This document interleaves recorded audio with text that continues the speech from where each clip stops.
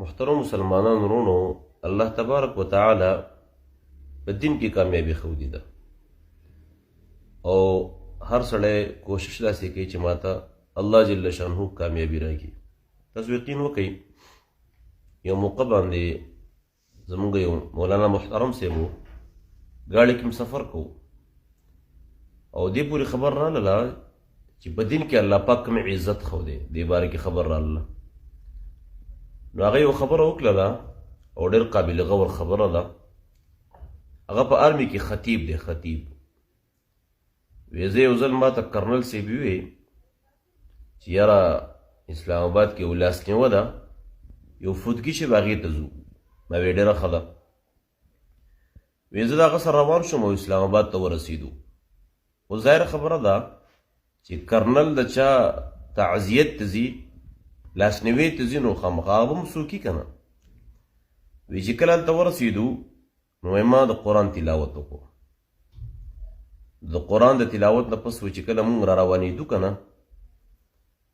نو د چا ځای ته چې مونږ تللي وو هغه ما سره روان شو. مونږ یو ځای روان شو تر دې پورې چې ما ته د ګاډي دروازه م کولا وکړله.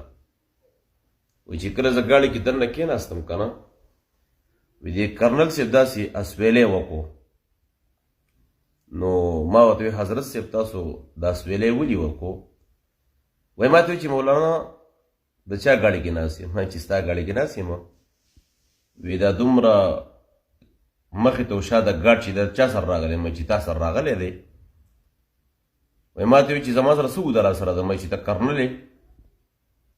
وی دا اسویلی م په دې باندې وکړو که نه چې کاش چې زه د قرآن حافظ وی، زه د الله د کتاب حافظ وی. د الله د کتاب دومره عزت دی، یعنې د الله رب العالمین کتاب. ځکه جناب نبی کریم صلی الله علیه وسلم فرمایي، روایت د عایشې رضی الله عنها روایت دی، د هر څوک ګوره عجیبه خبره دا ده که نه، څوک په خپل مال فخر کوي، څوک په خپل قوم نسب باندې فخر کوي، څوک په خپل حسن جمال فخر کوي. جناب نبی کریم صلی الله علیه وسلم فرمایي زما د امت د فخر او د رونق کتاب هغه قرآن مجید دی. یعنې دا د عزت کتاب دی، دا د رونق کتاب دی، دا د فخر کتاب دی. محترم مسلمانانو دین کې الله کامیابی خو دی ده.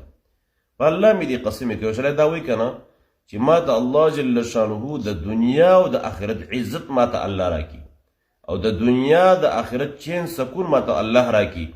بس دې د الله د دین او د الله د حکم مطابق او د حضور صلی الله علیه وسلم د سنت مطابق زندگی دې تیرې. په الله مې دې قسم دا انسان په دنیا کې مې عزت مند دی، دا په قبر کې مې عزت مند دی، دا په آخرت کې مې عزت مند دی. او چې کوم سړی د دې نه هټ کر زندگی تیرې ظاهره خبره دا په دنیا کې هم ذلیله به او آخرت کې به چې کوم دی هم ذلت ته مخامخ کېږي. رب العالمین دې زموږ سره د دین قدر پیدا کړي او زموږ زندگی د رب العالمین د دین مطابق تیره کړي. الله رب العالمین دې عمل کولو توفیق را نصیب کړي.